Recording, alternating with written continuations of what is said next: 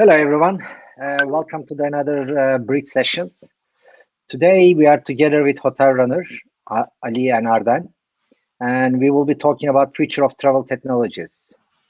Pre-COVID, during COVID, and post-COVID, what we expect, what's happening, and I hope that we will able to share some good insights together with HotelRunner. So, guys, welcome. How are you today? Yeah, thanks. You're doing great. Thanks for having us today. It's doing good. So we've been together nearly 9 years, long time. And you guys in London. So can you guys explain a little bit more about HotelRunner? What is HotelRunner? How you guys started? What's happened? In short. Okay, then you can start. I can take it. Okay. So as Numan mentioned, we have started 9 years ago. 212 is our seed investor. Actually, we raised from 212 with a PowerPoint pitch deck and a huge business plan. We were working together in IBM with Ali, and we were traveling a lot. And we were actually having different roles in different geographies. During our travels, we stayed in different hotels. We used different travel agencies to book our hotels and flights, etc. And we saw that the travel industry was broken. The connectivity was broken, and the booking, let's say, infrastructure was broken. And also, we were working with different travel agencies and hotels and airlines in our jobs at IBM. And we saw that the technologies behind the scenes were not enough to for the new era and for the new, let's say, new generation bookers. So we came up with the idea of HotelRunner, which is actually an end-to-end platform, a technology platform for hotels and travel agencies, where they can meet, they can make their direct contracts, they can connect, and they can start transacting throughout the platform, acting like a market network. We are bringing together all these hotels and travel agencies in a LinkedIn-like environment, and we give them the necessary tools to run their operations digitally. We are digitalizing the hospitality industry, the supply side with our HotelRunner product, which is providing booking engine, channel management, connectivity to online travel agencies, guest relationship management, and property management, all types of, let's say, operational stuff and futures. And we are providing with HotelRunner Connect tools, the online travel agencies to connect with these hotels and engage with them automatically, increasing both sides' revenue. So we came up with this idea 9 years ago. 212 supported us. We started in Turkey, grew globally, and now we are in 193 countries with more than 40,000 hotels working on the platform. We have, let's say, all the big players in the platform from the OTA side, like Booking.com, Agoda, and we are the dominant player in the Turkish and Middle Eastern market. So the time passes very quickly, and we are here now. Yeah. Can you give us a little information? I think it will be great for the audience. I mean, you said that digitizing the travel industry, I mean, that millions of people are traveling every day. I mean, isn't it digitized? I mean, hotels, I mean, aren't they connected? What is the market right now? What do you guys see? Yeah, let me give you some insight around this. Surprisingly, roughly about 90% of the existing accommodation industry are still offline. So we have roughly about 15 million accommodations in the world, according to the different, the government's number or statistical institutional numbers. And the 14 million of accommodations are still offline. So the 14 million, they are not connected via any technology. You may see some sort of online presence, like one pager, but when it comes to make an online transaction, it is impossible for the 14 million. If you add on top of this, Numan, vacation rental and the daily rental business, the numbers are immediately going up to 50, 60 million, according to the Airbnb-like companies' numbers. So the industry is heavily offline in terms of inventory connectivity. Obviously, from the consumer point of view, it is immediately impacting our guest user experience. You are assuming that, you know, I'm 100% sure that the 90% of the audience here most probably having this kind of issue. They are seeing in particular agency a different photo of the same, you know, the property, or different prices, or different amenities. These are all a good sign of having a disconnected environment. Properties are adding amenities, updating their, you know, the facilities each day, each year, and they are updating their inventory almost every single second.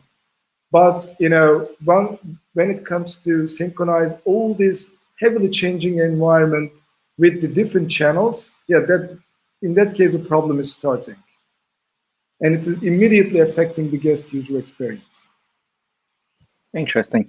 I mean, for our audience, I mean, if anybody wants to ask any questions, please feel free to ask in the questions tab. We would like this communication to be more interactive. It will be great, actually. So what's happened then? I mean, what did you guys create until the pandemic starts? I mean, until 2020. How big you guys got, and then which areas you focused mainly? Actually, during the pre-pandemic era, we were growing very fast because we became the travel tech essentials provider of the industry. As we are providing all the necessary tools for a hotel to make them online and digitalize their inventory, and also the necessary connectivity to the online travel agencies, we became the number one stop shop for the supply side of the industry. We were growing very fast in different geographies, especially the geography that we were born, the Turkish, let's say, travel industry. All the online travel agencies in Turkey and the near geographies are using HotelRunner, like the big guns like Booking.com, Agoda, etc. So we were growing very fast. We were onboarding hundreds of properties every month, digitalizing their inventory, distributing all these inventory in real time to the online travel agencies. When the pandemic hit, actually we became the trusted advisor of the industry, because almost, let's say, all the inventory of the hotels were in HotelRunner, who actually working with HotelRunner. They are providing all their inventory to HotelRunner, and we were actually like a bank for them, protecting their inventory and their money. So we became their trusted advisor. With our support team and the customer success team, we helped them go through all these, let's say, bad times by giving them insights from the industry, using our own data, by giving them counseling and let's say consultations and all types of, let's say, support that we could do. We deferred payments. We helped them to find different customers from different geographies in order to make more money for them, help them to increase their profits even during the COVID. For example, just to give an example, a hotel in Turkey is working with different markets. For example, the Russian market, UK market, Ukrainian market, etc. If a market shuts down and the attention shifts to another market, we immediately warn the hotels and we immediately give them new online travel agencies from the specific market which is working during the COVID. These dynamics are shifting very dynamically, very quickly, and we were able to adapt our business model and our team structure and other stuff to help these hotels to make more money and reach out to more customers globally. That's why these players, the travel industry players, liked us more, and we had a much more sticky relationship during the pandemic. We didn't grow in revenues. We became actually flat, which is a very tough job during the pandemic, because all these online travel agencies and hotels lost almost, let's say, more than half of their revenues during the pandemic, during the last 1.5 years. So we managed to stay flat because we grew in number of inventory. We grew 3x in number of distributed availability worldwide, which was a very good sign for the reliability and the scalability of the HotelRunner platform itself. So during the pandemic, then, I mean, you guys basically helped hotels and provided a lot of different options. How is the travels market in that time? I mean, I think we all live that time, and then we are still in this environment. I mean, airlines basically shut down the flights, borders closed. What about the hotel business? I mean, are they still open, booking in different parts of the world? How do you compare it in the markets? Yeah, so the travel industry is one of the most dynamic industry, because industry itself is very vulnerable against any kind of events happening domestically or regionally or globally. So that's why, you know, their adoption muscle is very powerful. They are immediately looking for new sales methods, new markets, and new types of guests. And they are immediately adopting their, you know, the business models as well. For example, if you look at the city hotels, they were pushing short-term stays because they were making money out of short-term stays, and all their sales models were built on top of handling the short-term stays from different markets. But nowadays, they are offering long-term stays for domestic visitors, not international visitors in certain geographies. So your guest type is, in this case, is changed from international to domestic. The duration of the stay is changed, and the expectations are changed. Even before pandemic, the guests weren't actually asking too many questions around how clean is the hotel or how it is sanitized. But now they are asking a lot of questions, even about the sanitization company or the chemicals that they are using. So because of the travel industry's highly adaptive behavior, all the business, let's say, players are adopted immediately. And if you look at the countries who are having bigger domestic audiences or visitors is winning during the pandemic. Just take US as an example. Just take Turkey as an example. Turkish market, even domestic market, is quite big. If you only let the domestic visitors to stay at the hotels, most probably they will help the local hotel community to survive during the pandemic. So we are seeing the same thing in the US market as well. However, there are outlier markets. For example, one of them is Mexico. It's a great example. Strategically, they only kept airline borders for only US market, because they knew from the history that their number one visitor who is paying more than the other countries is the US visitors. They closed other types of borders for other types of countries. They only kept airline borders open for the US market, and their occupancy rate during the pandemic was roughly about 60-65%. It is unbelievable. Obviously, some risk at the same time, but these kind of emerging countries are heavily, let's say, getting too much actually revenue from the travel industry. So that's why they are taking the premium, obviously, but at the same time, they are paying some, something for this as well. On the other hand, another good thing is a lot of properties who were not dealing with the digital environment. During the pandemic, we saw that digital adoption rate has been also increased. We onboarded hundreds of properties from Africa, from Western Europe, from Latin region. These properties weren't actually able to leverage the benefits of the digital environment, but now they are looking for new ways of selling their properties. So in that case, if you push your marketing teams to work hard to get their attention, obviously, you are immediately reaching out to new customers from this perspective. In order to get their attention from HotelRunner perspective, you need to think a little bit about the short term and a tactical. However, you also see many opportunities lying in the pandemic duration as well. Because if your competitors are actually not able to deal with this pandemic situation, most probably the upper hand is becoming on you in this case. So you need to think a little bit about the short term, as well as you need to, as a company, you need to also consider the post-pandemic state as well, in order to reach out to post-pandemic states much powerful than your competitors. Interesting.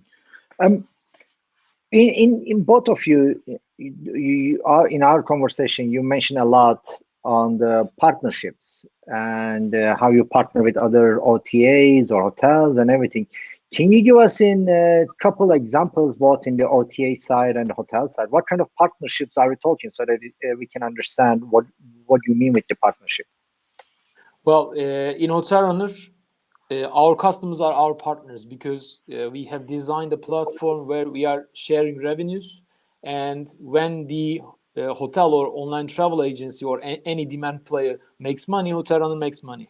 So with this strategy and with this vision, we are partnering with the industry players, and we are helping them to generate more from their existing inventory in terms of profit and in terms of let's say occupancy rates.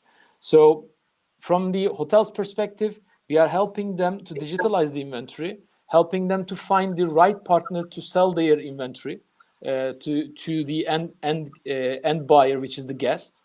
For example, to a hotel in Morocco, we are promoting an online travel agency in Thailand if they are willing to bring Thai guests to their hotels. So we are looking to the hotel, we are looking to its geography, we are looking to the trends, and we are suggesting them new OTA partners to sell their inventory. Likewise, we are also suggesting them payment gateways, or some website design agencies, or some revenue management agencies, in order to help them to digitalize their inventory and sell more and more every single day. So this is what we do for the hotels. And from the other angle, for the online travel agencies, we help them to acquire the right properties from right geographies for them to sell.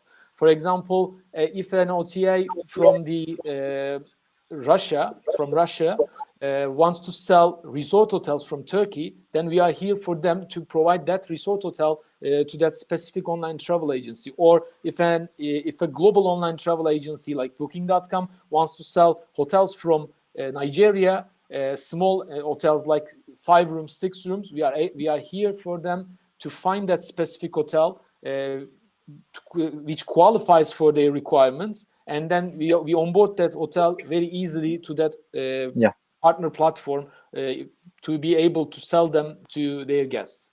This is what we do for. Sorry, I mean, I want to interrupt you here. I mean, why Booking.com cannot reach them? What is the problem there? I mean, if you can reach the hotels in Nigeria, Booking.com also can reach it, or Expedia should be able to reach them, right? Yeah, that's the beauty of the platform, actually. As Ali mentioned, a big chunk, very, very big chunk of the existing hotel inventory is still offline, and they are not discoverable online, and they are not the online travel agencies are not able to find them and interact with them in real time. Most of the time, there are intermediaries. So, for example, a Moroccan hotel is able to reach out to Expedia through an intermediary offline travel agency, which is based in that specific geography, collecting that inventory manually by visiting door by door these hotels and collecting the inventory, gathering them and selling them all together to a wholesaler or to the end seller, which is the online travel agency. So we are trying to eliminate the barriers, eliminate all these intermediaries, and connect that inventory directly to the partner.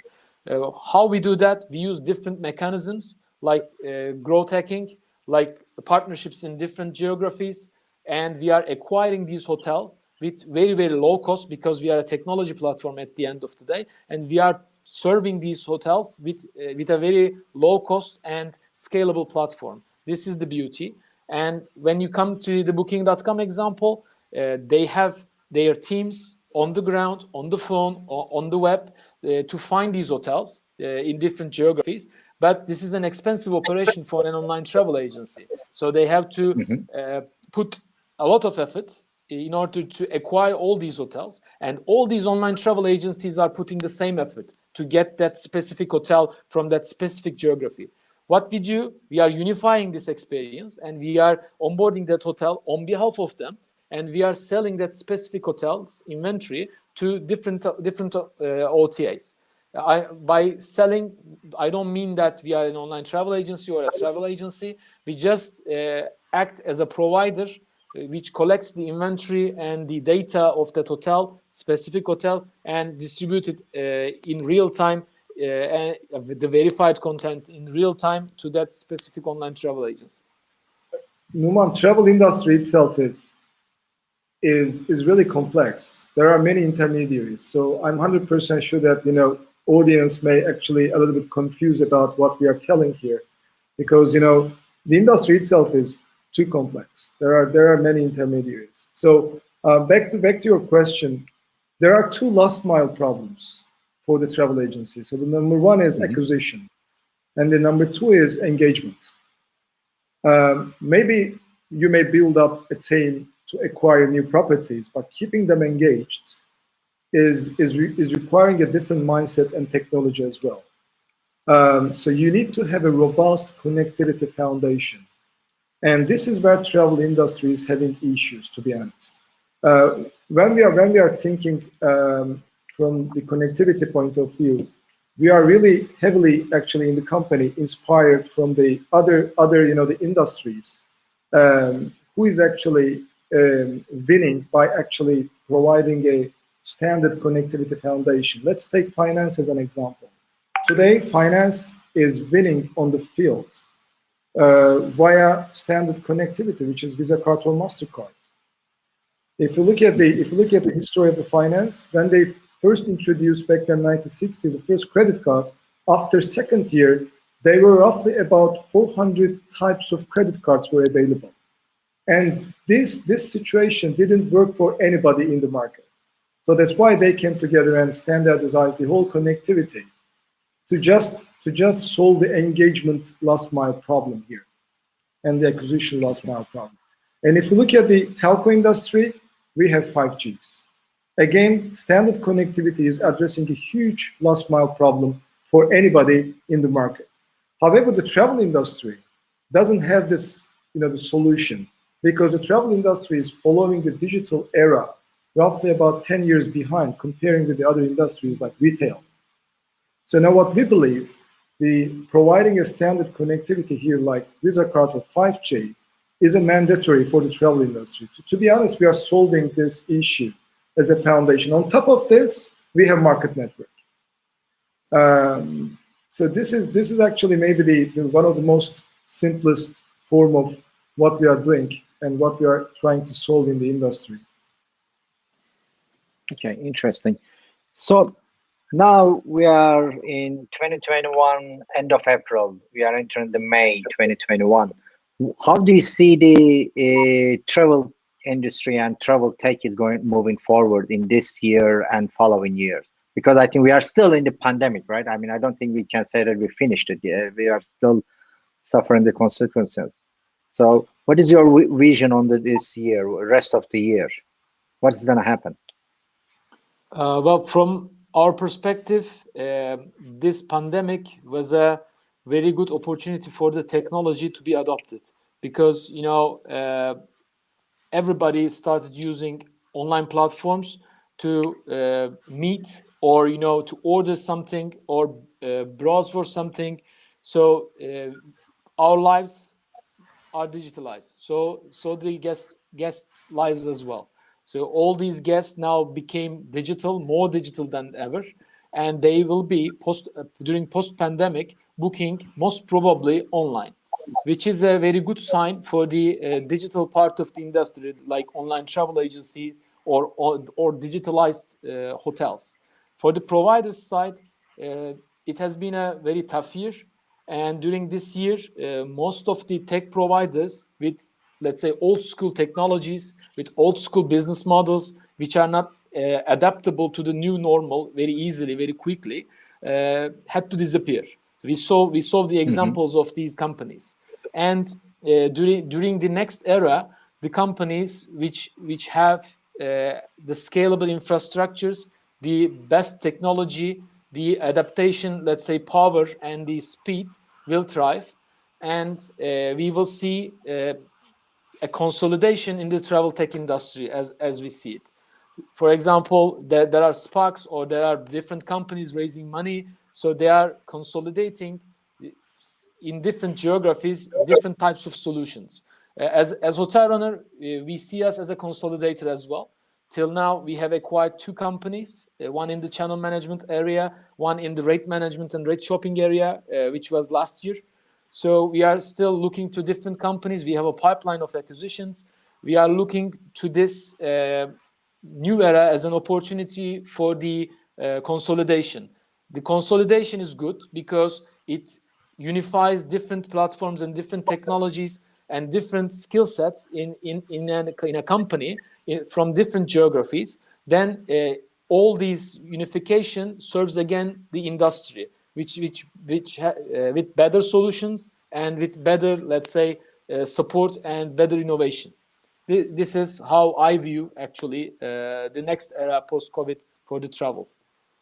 Yeah, fragmentation is very high in the travel tech space. So that's why, if you look at all travel tech players, they are very conservative in terms of protecting their local market or regional market. However, during the pandemic, all the revenue streams are heavily actually affected from the pandemic. So that's why, as Arden said, some of them are actually just, losing the game. Some of them are trying to merge in their local regions. However, the real opportunity is if you look at the other big players who weren't actually playing a travel game before. For example, Google has put tons of attention during the pandemic into the travel industry. Each month, you are hearing a new innovation from Google related to travel industry. So this is very interesting. And the second one is, if you look at from the global player perspective, you need to also search for new types of partners. Before pandemic, you were dealing with business as usual partners in order to grow your business in different geographies. But nowadays, you need to actually think a little bit different in terms of selecting your new types of partners or identifying new types of partners. In this case, for example, payment gateways, or in this case, Google-like players. You can easily knock the doors of different players in order to build a strong revenue bundleship opportunities for the market. And the other good thing is there are also tons of fundraising opportunities, because many institutional investors are also looking at this stage as a big opportunity. If you spend more time into actually getting feedback from the institutional investors to validate your view for the post-pandemic area, it would be great if you can get enough funding to disrupt the industry during the pandemic. If you look at the established 50 years old, 60 years old travel companies, they're all gone. So it is time to renovate the travel industry for certain verticals during the pandemic to make the travel industry ready for the post-pandemic. Okay, interesting. So HotelRunner started as, the goal is to basically go and build a platform marketplace for hotels and also OTAs at the same time. And you guys started as a channel manager, and then you build on it. And you basically introduced the contract management solution or some other things. What kind of services do you offer? Like you have web booking tools, payment solution. What else do you offer to your hotels or OTAs? What kind of products are you offering to them to digitize them? Actually, the product, we are innovating constantly, and we are adding new products and services based on the requests from the customers, from the opportunities that we see in the industry, and in order to help them to get more out of the platform, we do everything, and we develop everything, I can say. So from the hotel's perspective, we offer them a direct booking engine, a website design solution, and website builder solution to create their direct channel. And also we offer them connectivity to online travel agencies and different types of, let's say, travel agencies. We offer guest management solutions to manage their guests and their relationships with guests. We offer a mobile application to manage their hotel on the go. We offer sophisticated content management system as well for the website builder part, for the website. And nowadays we started offering the end-to-end property management system, which helps the hotels to run their daily operations in the platform. So this is the hotel side. Ali also will add some more features. So for the OTA side, we give the HotelRunner Connect platform, which helps these demand side players like online travel agencies, payment gateways, etc., to interact with these hotels. We provide them contracting, automated onboarding, engagement, and performance benchmarking solutions to help them make more out of the platform. Yeah, for the accommodation side, Numan, our one-liner is we make travel supply universally accessible. Any innovation serving to this vision, we are definitely doing it. So from the 30,000 feet, it is like a platform, not a product. Our set of products is consisting of 3 different layers. One of them is addressing their sales problems, and second one is back office problems. Third one is contracting problems. So from these 3 perspectives, if any innovation is really serving to these 3 verticals, we are definitely, as I said, doing it. And on the other hand, we are always talking about the platform and the products, but our business model is also unique. So internally, we are always calling ourselves as a business model innovator. Today, roughly about 50% of the functionality is available for free for the accommodations. So we are commodifying the travel tech essentials in the travel space. So this is again a real bold vision in the industry. So that's why if you look at our portfolio of products, any type of accommodation today can sign up by themselves and can start leveraging any feature by themselves. So this is again a real problem in the market. If you look at other travel tech companies, they are all following the old school business models, which is very high touch. And what we believe, this is the biggest obstacle in front of the digitalization at scale. So that's why one of our mission as well is to remove this digitalization obstacles in front of the accommodations as well. And also, what I like, you guys maybe passed this one, but as I know, as I've been working with you guys for a long time, you guys also working with your partners quite heavily, like a payment. Yes, you do provide payment solution, but we are partners. So you don't actually execute the payments. You make hotels to integrate with the payment solutions very easily, just with one click. Correct. So are you guys planning to bring more this kind of partnership? Are we gonna see more new products coming up? What is the roadmap looks like? Actually, as we are acting like a market network, there are different types of players in the platform, and we are every year or every let's say period of time, we are adding new player types into the platform. The major player types in the platform are now the supply players like accommodations, all types of accommodations, and demand players like OTAs and other types of travel agencies. The third one, which also falls into the demand category actually, is the payment gateways and the payment systems and banks. So we are partnering with these. We started partnering with these type of players last year, as you mentioned. and we are also helping them to acquire new merchants and new hotels which are willing to process payments throughout the platform. HotelRunner is a shopping cart, basically. We act like the Shopify of the industry, or let's say Magento of the industry. We provide all the payment collection mechanisms and the technologies to the hotels.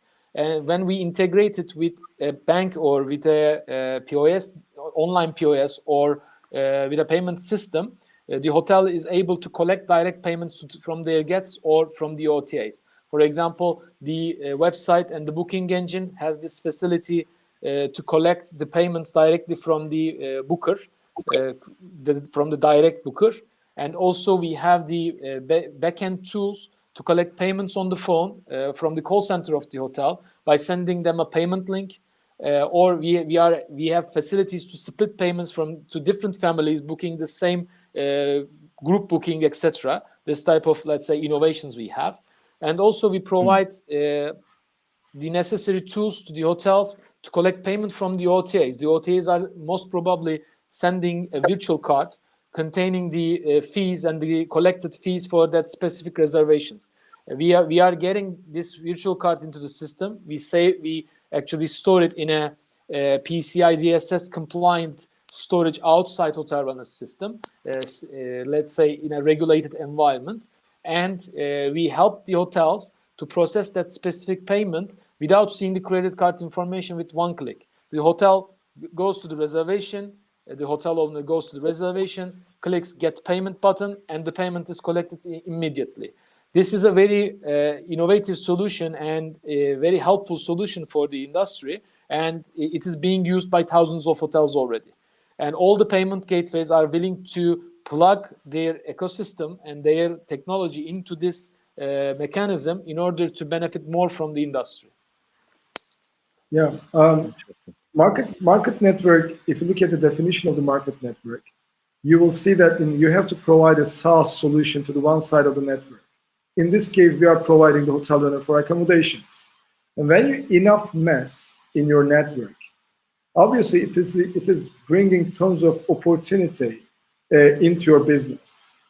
Depending on the angle that you are looking at the market network, and depending on the partner that you would like to add into market network, it is bringing a new, let's say, opportunity. Only last year, we processed roughly about $250 million worth of reservations. These are confirmed reservations. So from this perspective, you can easily get the attention of any payment gateway in the world, because you are promising them if they become part of the market network, they will have the opportunity to be part of the $250 million worth of reservations. It is huge. And from other perspective, if you plug travel agencies in the network, obviously it is becoming another opportunity for you. From the payment gateway perspective, it is becoming a travel fintech game. From travel agency perspective, if you plug them into the network, it is becoming an inventory game. And if you, for example, plug chemical providers, it's becoming a store game. Anybody who is trying to make a business with the accommodations or the supply side of the travel industry is becoming a potential venture for the market network. Interesting. So you mentioned $250 million reservations, confirmed reservations. So what is, and this happens with the network effect. And you mentioned also you have over 50,000 hotels that confirmed hotels during inventory. What is the goal, end goal? Let's say 3-year, 5-year downturn. What is the future plans for HotelRunner? What are you guys planning to achieve? We have numbers.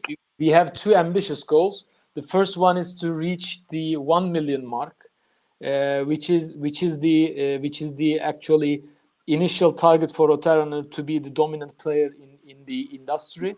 As Ali mentioned, we have more than 15 million accommodations already in the world, and we have a target of 1 million, which is actually more than 300x of the current providers in the industry. And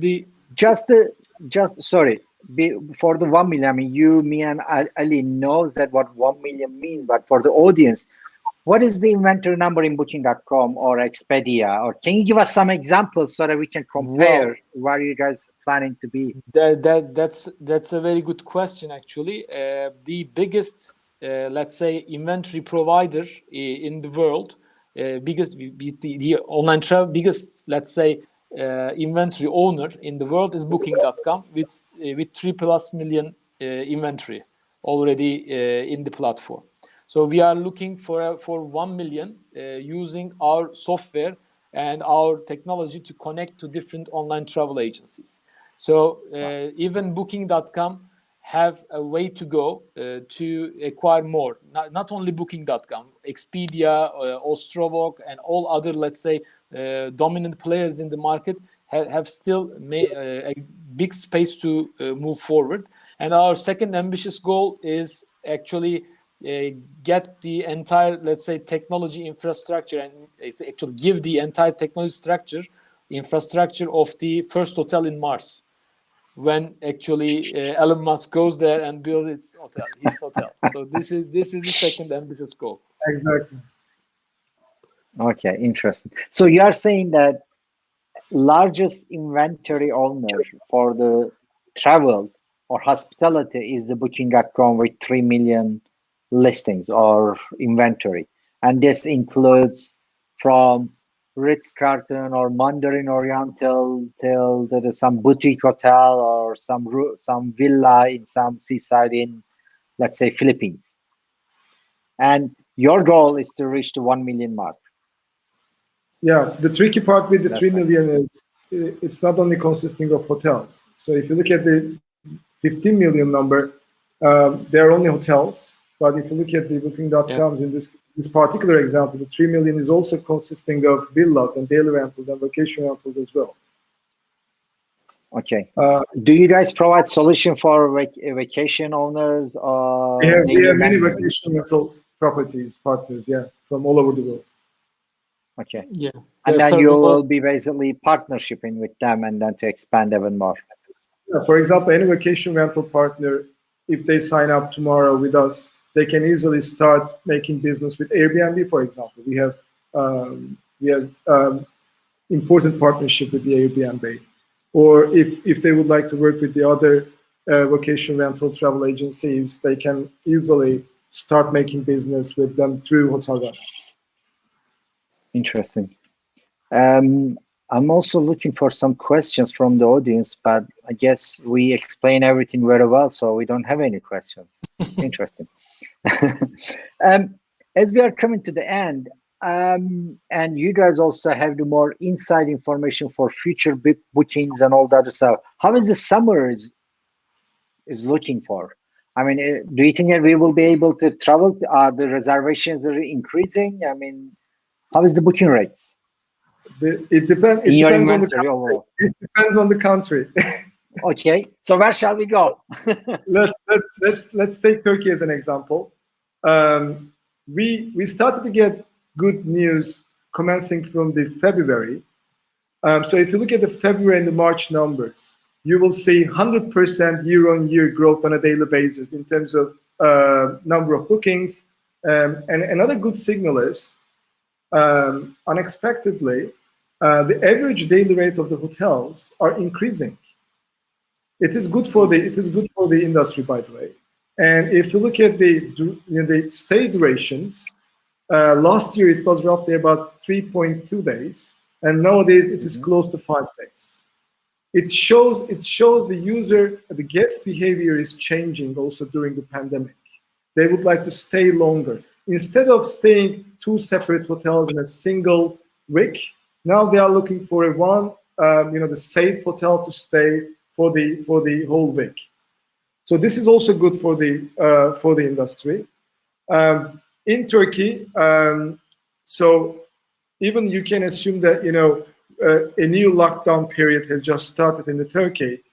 Obviously, it is affecting the short-term stays. But maybe you are seeing from the news that many travel agencies are advertising 17 days long, the bookings. They are promoting this, and it is happening. We see a good signal. A lot of people started to make booking during the last 3 days. It was a real race, to be honest. And they searched for 17 days bookings, especially in the southern coast of Turkey. These are all good signals. And regarding to summertime, we are expecting to see good domestic visitors in Turkish market.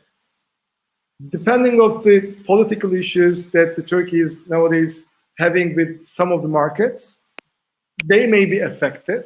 But Turkey is also able to change the markets rapidly in certain periods. So what I believe, Turkey is not directly tied to Russian market. There are other markets as well. Turkey has been welcoming other markets for more than 10, 15 years. Western Europe is one of the great examples. Middle East is another good example. And Asian market is also another good example. Especially some part of the Asia who is actually not having too many, the COVID cases. Most probably they will be allowed to travel to Turkey by, the Turkish government and by their government as well. So we'll be seeing a good recovering summer period, what we are expecting. The reservation pace also shows this and proves this. But when it comes to dealing with the international market, which Turkey actually expects more in terms of travel income, we'll see that different types of visitors, most probably coming from the different markets. Interesting. All right. I guess we are coming to our end of the bridge sessions. And do you guys have any last comments?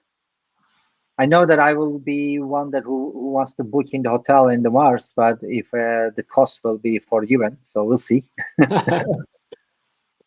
we will become an decacorn maybe back then. All right. No problem. Okay, folks, thanks a lot for your time. And it was a pleasure to talk to you again. And thank you very much. Thanks for having us. For our audience, thanks for joining us. And looking forward to having you in another bridge session very soon. Thank you. Have a wonderful day. Bye, guys. Bye-bye. Thank you. Yes.